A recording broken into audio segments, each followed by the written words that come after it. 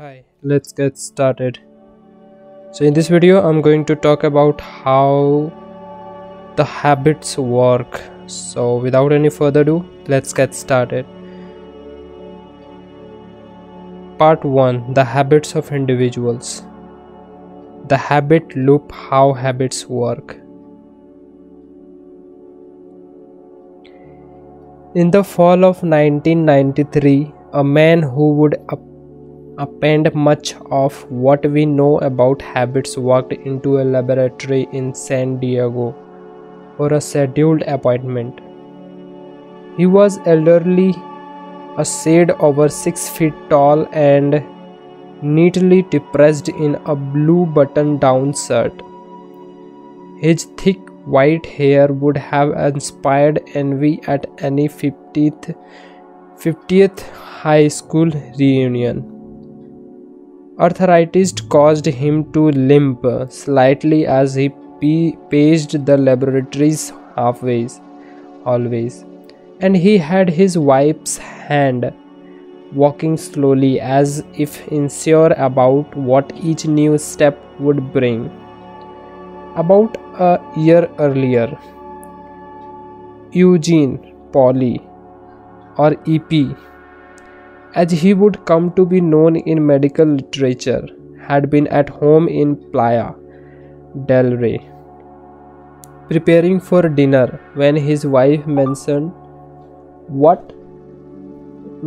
that their son Michael was coming over. "Who is Michael?" Eugene asked. "Your child," said his wife, Beverly. "You know, the one we raised?" Eugene looked at her blankly. "Who is that?" he asked. The next day, Eugene started vomiting and writhing with stomach cramps. Within 24 hours, his dehydration was so pronounced that a panicked Beverly took him to the emergency room. His temperature started rising, hitting 105 degrees as he sweated a yellow halo of perspiration onto the hospital seats. He became delirious, then violent, yelling and pushing when nurses tried to insert an fourth into his arm. Only after sedation was a physician able to slide a long needle between two vertebrae in the small of his back and extract a few drops of cerebrospinal fluid. The doctor performing the procedure sensed trouble immediately. The fluid surrounding the brain and spinal nerves is a barrier against infection and injury. In healthy individuals, it is clear and quick-flowing, moving with an almost silky rush through a needle. The sample from Eugene's spine was cloudy and dripped out sluggishly, as if filled with microscopic drift. When the result came back from the laboratory, Eugene's physicians learned why he was ill. He was suffering from viral encephalitis, a disease caused by a relatively harmless virus that produces cold sores, fever, blisters, and mild infection on the skin. In rare cases, however, the virus can make its way into the brain, inflicting catastrophic damage as it chews through the delicate folds of tissues where our thoughts, dreams, and, according to some, souls reside. Eugene's doctor told Beverly there was nothing they could do to counter the damage already done, but a large dose of antiviral drugs might prevent it from spreading. Eugene slipped into a coma and for 10 days was close to death. Gradually, as the drugs fought the disease, His fever receded and the virus disappeared. When he finally awoke, he was weak and disoriented and couldn't swallow properly. He couldn't form sentences and would sometimes gasp, as if he had mentally forgotten how to breathe, but he was alive. Eventually, Eugene was well enough for a battery of tests. The doctors were amazed to find that his body, including his nervous systems, appeared largely unscathed. He could move his limbs and was responsive to noise and light. Scans of his head, though, revealed ominous shadows near the center of his brain. The virus had destroyed an oval of tissue close to where his cranium and spinal column met.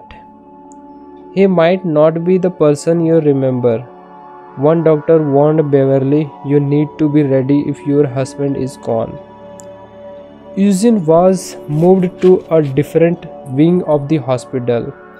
Within a week, he was swallowing easily. Another week, and he started talking normally, asking for gel and salt. Flipping through television channels and complaining about boring soap operas.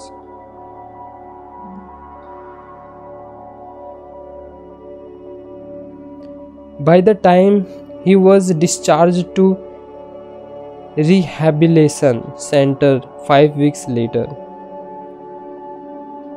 Eugene was walking down hallways and offering nurses unsolicited advice about their weekends plans.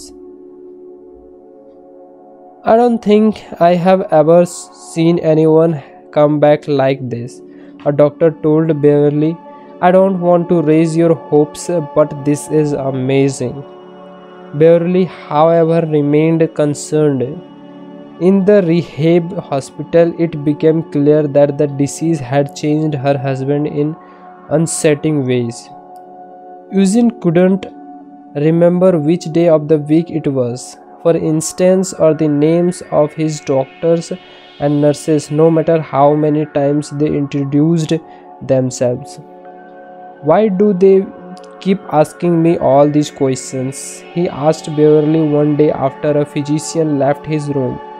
When he finally returned home, things got even stranger. Eugene didn't seem to remember their friends. He had trouble following conversations.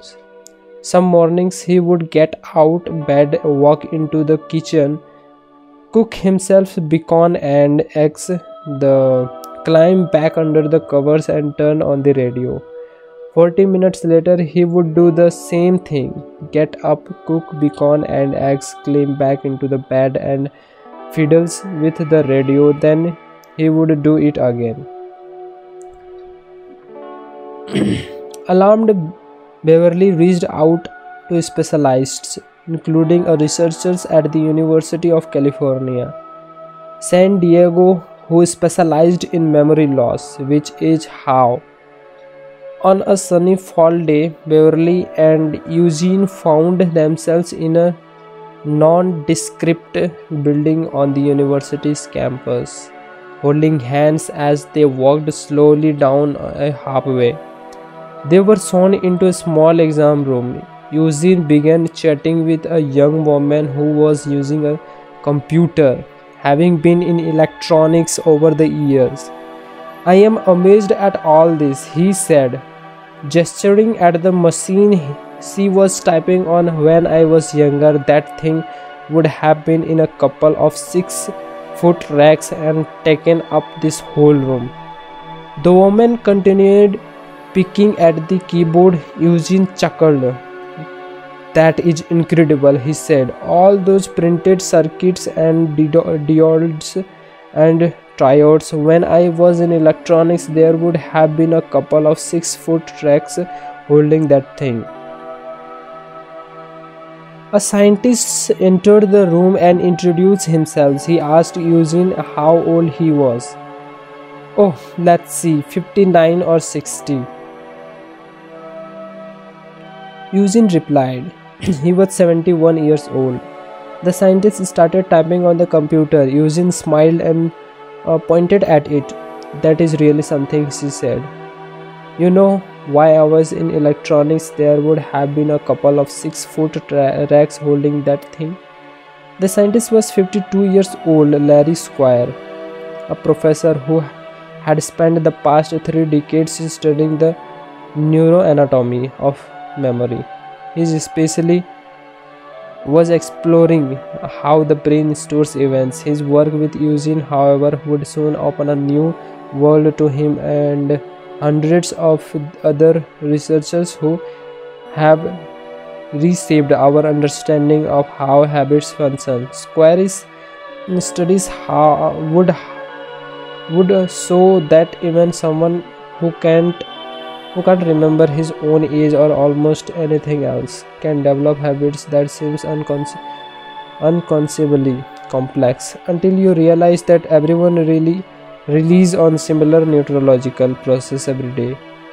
His reasoned thought but actually are influenced by us most of us barely recognize or understand. By the time Square met Eugene, he had already been studying images of his brain for weeks. The scars indicate that almost all the damage within Eugene's skull was limited to 5 centimeters area near the center of his head. The virus had almost entirely destroyed his medial temporal lobe, or a silver of cells, which scientists suspected was responsible for all sorts of cognitive tasks such as recall of the past and regulations of some emotions. The completeness of the destructions didn't surprise Square. Viral encephalitis consumes tissue with a ruthless, almost surgical precision. What shocked him was how familiar the images seemed. 30 years earlier, as a PhD student at MIT, Square had worked alongside a group studying a man known as HM, one of the most famous patients in the medical history. When HM, his real name was Henry Mollison, but scientists shrouded his identity throughout his life. Was 7 years old, he was hit by a bicycle and landed hard on his head. Soon afterward, he developed seizures and started blacking out at 16. He had sorry. At 16, he had his first grand mal seizure, the kind that affects the entire brain. Soon he was losing consciousness up to 10 times a day. By the time he turned 27, HM was desperate. Anticonvulsive drugs had not helped. He was smart but couldn't hold a job. He still lived with his parents. HM wanted to normal existence, so he sought help from a physician whose tolerance for experimentations outweighed his fear of malpractice. Studies had suggested that an area of the brain called the hippocampus might play a role on seizures. When the doctors proposed cutting into HM's head, lifting up the front portion of his brain and with a small straw, sucking out the hippocampus and some surrounding tissue from the interior of his skull, HM gave his consent. The surgery occurred in 1953, and as HM healed, his seizures slowed almost immediately. However, it becomes clear that his brain had been radically altered. HM knew his name and that his mother was from Ireland. He could remember the 1929 stock market crash and news reports about the invention of Normandy. But almost everything that came afterward, all the memories, experiences, and struggles from most of the decades before his surgery, had been erased. When a doctor began testing HM's memory by showing him playing cards and lists of numbers, he discovers that HM couldn't retain any new information for more than 20 seconds or so. From the day of his surgery until his death in 2008, every person HM met, every song he heard, every room he entered was a completely fresh experience. His brain was frozen in time. Each day he was refunded by the fact someone could change the television channel by pointing a black rectangle of plastic at the screen. He introduced himself to his doctors and nurses over and over dozens of times each day. I loved learning about HM because memory seemed like such a tangible, exciting way to study the brain. Square told me, I grew up in Ohio and I can remember in first grade my teacher handing everyone crayons and I started mixing all the colors together to see if it would make black. Why have I kept that memory but I can't remember what my teachers looked like? Why does my brain decide that one memory is more important than another? When Square received the images of Eugene's brain, he marveled at how similar it seemed to HM's. There were empty walnut-sized chunks in the middle of both their heads. Eugene's memory, just like HM's, had been removed. As Squire began examining Eugene, though he saw that his patient was different from HM in some profound ways, whereas almost everyone knew within minutes of meeting HM that something was amiss. Eugene could carry on conversation and perform tasks that wouldn't alert a casual observer that anything was wrong.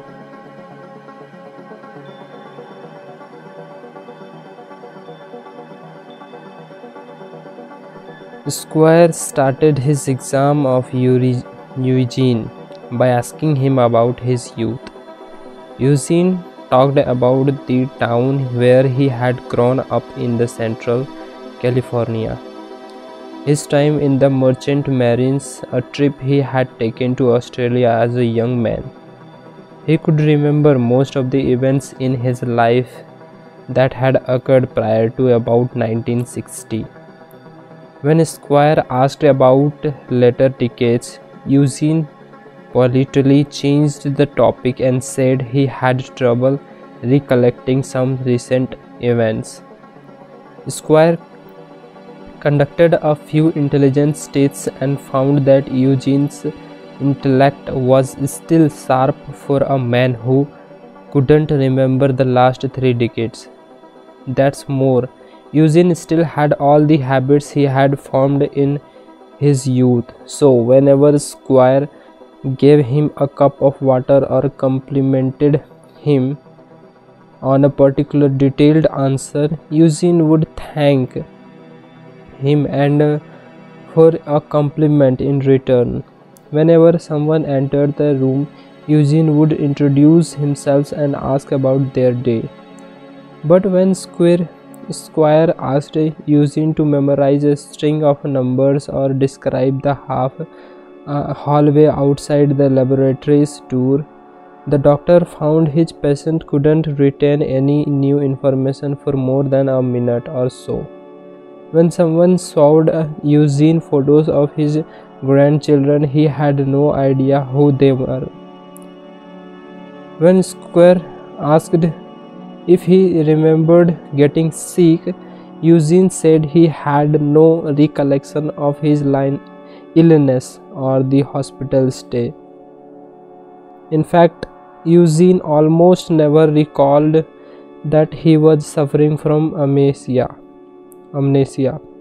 His mental image of himself didn't include memories loss, and since he couldn't remember the injury, he couldn't conceive of anything being wrong. In the months after meeting Eugene, Square conducted experiments that tested the limits of his memory. By then, Eugene and Beverly had moved from Playa del Rey to San Diego to be closer to their daughter, and Square often visited their home for his exams. One day, Square asked Eugene to sketch a layout of his house. Eugene couldn't draw a rudimentary map showing where the kitchen or bathroom was located. When you get out of bed in the morning, how do you leave your room? Square asked. You know, Eugene said, I'm not really sure. Square took notes on his laptop, and as the scientist typed, Eugene became distracted. He glanced across the room and stood up, walked into a hallways and opened the door to the bathroom. A few minutes later, the toilet flushed, the faucet ran, and Eugene, whipping his hands on his pants, walked back into the living room and sat down again in his chair next to Square. He waited patiently for the next question. At the time, no one wondered how a man who couldn't draw a map of his home was able to find the bathroom without hesitation. But that questions and other like it would eventually lead to a trail of discoveries that has transformed our understanding of habits power. It would help spark a specific scientific revolution that today involves hundreds of researchers who are learning for the first time to understand all the habits that influence our lives. As Eugene sat at the table, he looked at Square's laptop. That's amazing, he said, gesturing at the computer. You know, why I was in electronics, there would have been a couple of 6-foot racks holding that thing.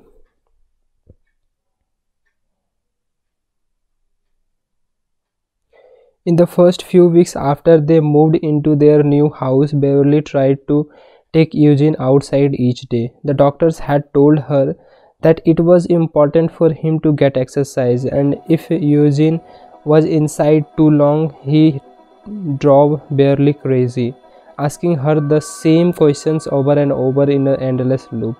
So each morning and afternoon, she took him on a walk around the block, always together and always along the same route. The doctors had warned Beverly that she would need to monitor Eugene consistently. If he ever got lost, they said he would never be able to find his way home. But one morning, while she was getting dressed, Eugene slipped out the front door. He had a tendency to wander from room to room, so it took her a while to notice he was gone.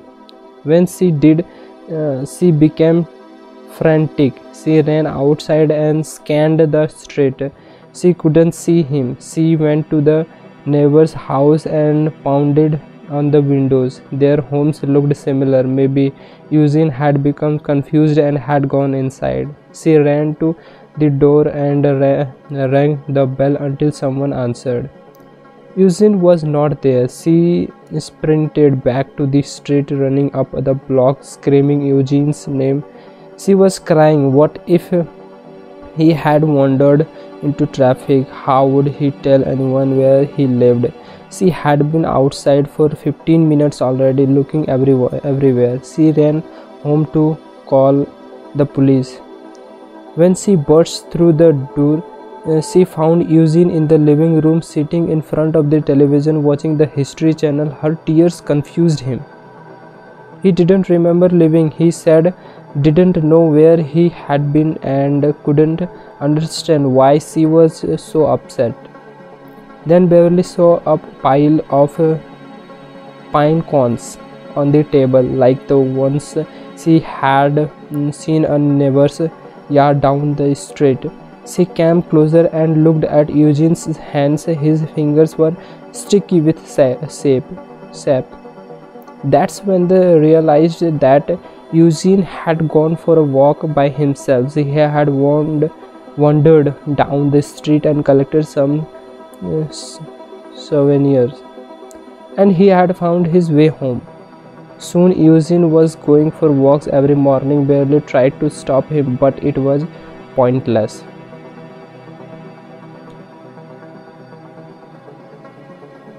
Even if I told him to stay inside, he wouldn't remember. A few minutes later, she told me. I followed him a few times to make sure he wouldn't get lost, but he always came back.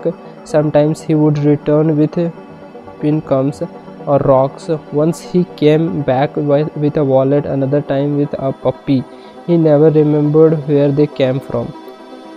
When Square and his assistants heard about these walks, they started to suspect that something was happening inside Eugene's head that didn't have anything to do with his conscious memory. They designed an experiment. One of Square's assistants visited the house one day and asked Eugene to draw a map of the block where he lived. He couldn't do it. How about where his house was located on the street? He asked. He doodled a bit. When forgot the assignment, she asked him to point out which doorway led to the kitchen. Eugene looked around the room. He didn't know, he said. She asked Eugene what he would do if he were hungry. He stood up, walked into the kitchen, opened a cabinet and took down a jar of nuts. Later that week, a visitor joined Eugene on his daily stroll. They walked for about 50 minutes through the perpetual spring of Southern California. The scent of bougainvillea heavy in the air. Eugene didn't say much, but he always led to the way and seemed to know where he was going. He never asked for direction. As they rounded the corner near his house, the visitors asked Eugene where he lived. I don't know exactly, he said. Then he walked up his sidewalk, opened his front door, went into the living room and turned on the television. It was clear to Square that Eugene was absorbing new information, but where inside his brain was the information residing?